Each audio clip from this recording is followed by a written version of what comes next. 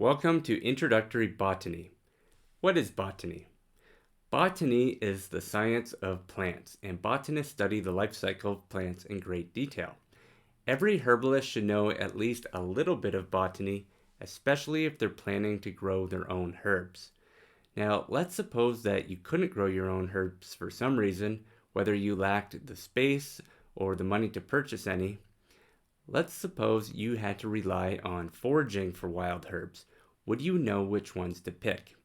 Now, there are several fascinating topics within botany, but what I want to focus on in this section are the differentiating characteristics and patterns that have developed in plants over time that will help us as herbalists to identify them.